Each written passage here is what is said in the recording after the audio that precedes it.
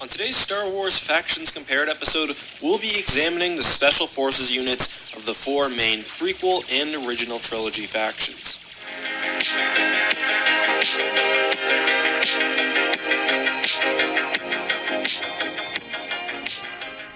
Hey guys, this is Eckhart Slatter. Hello and welcome to another episode of Factions Compared. To see previous episodes in this series to get an idea of what we're doing here, make sure to check the link down in the description. Specifically,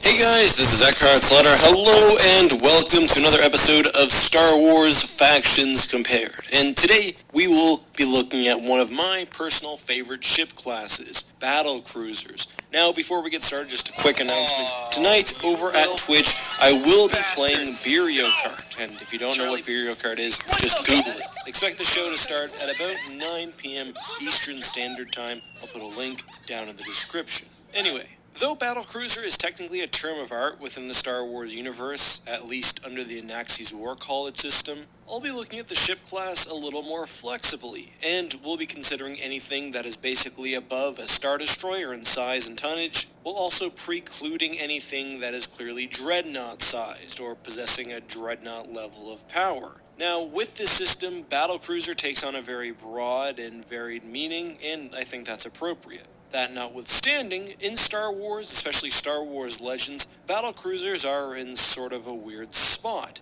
Now, sticking with Legends only, the Ruusan reformations meant that battlecruiser-sized ships were illegal to produce, greatly limiting the amount of ship types of that size which you saw before or even during the Clone Wars, with some exceptions which we'll obviously be discussing below. Large ships, of course, saw increased usage during the Galactic Civil War as the Empire heavily militarized, but surprisingly, even within the Empire, battlecruisers were rare because their utility wasn't seen as being that much more than a Star Destroyer, but they had increased costs and crew requirements while not bringing in the same fear factor or Tarkin Doctrine-style overwhelming force of a Super Star Destroyer. The Legends New Republic also generally kept to smaller ships, so in other words, we have a vessel type which doesn't fit nicely into a whole bunch of differing naval doctrines. With that being said, let's start with the Empire and the Allegiance class, and I've made no bones about it.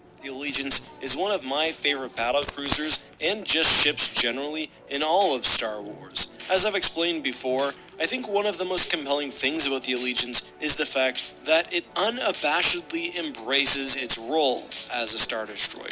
Like many Imperial capital ships, the Allegiance was made primarily for one thing: smashing through enemies. It was essentially 2.2 kilometers of powerful turbo lasers, an extra thick hull, and nigh impenetrable shields. Unlike the basic Imperial Star Destroyer, which made some effort to protect the weaknesses brought out by having such an offensively minded capital ship, the Allegiance did not. Although Star Destroyers were designed to be operated with support ships, practically they almost always operated independently, which meant patrolling and fighting alone.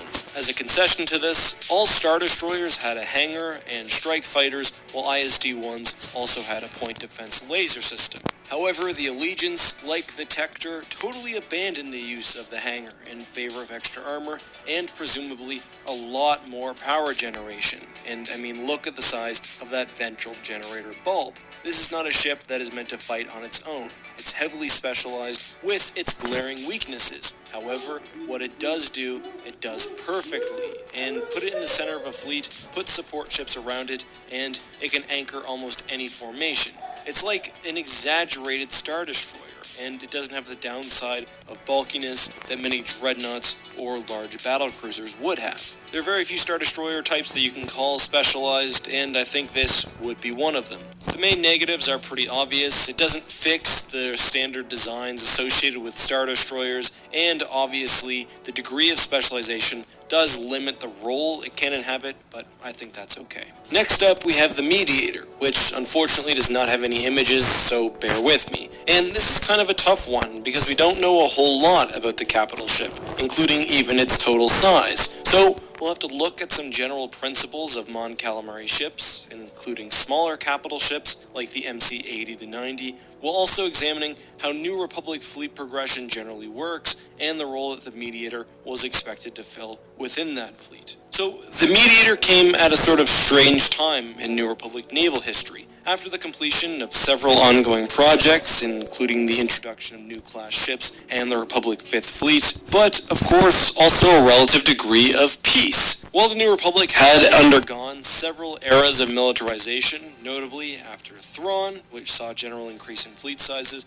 and the Dark Empire / Black Fleet / Final Orinda campaigns, which saw the New Republic move towards larger vessels, the few years preceding the Yuuzhan Vong invasion promised peace and prosperity, largely due to the end of the Galactic Civil War and a friendly relationship with the Imperial Remnant, as led by Galad Pellaeon, one of the Empire's first truly stable and non-aggressive leaders.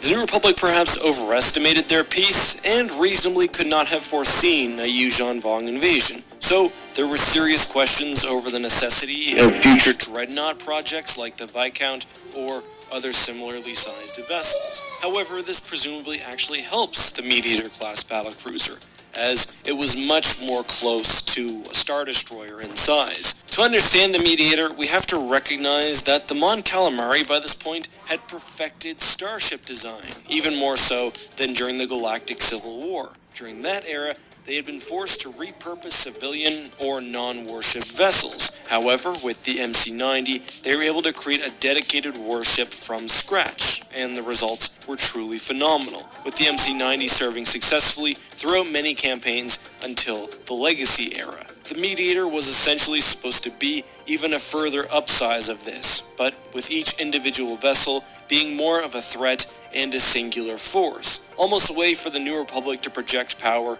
without having to build Imperial-sized dreadnoughts. The Mediator will keep them behaving, Leia said hopefully. Indeed, the battlecruiser was an impressive warship, an updated and more heavily armed and armored version of the Mon Calamari Star Cruiser. Mon Cal warships basically dominated every era because of their phenomenal shielding, their compact and practical designs, and their hangar space dedicated to incredible New Republic strike craft. Unlike the Allegiance, fighters here weren't a compromise, but actually one of the ship's best assets, allowing the Mediator to be a proper ship in its own right while also fitting in nicely to New Republic's starfighter-focused naval doctrine.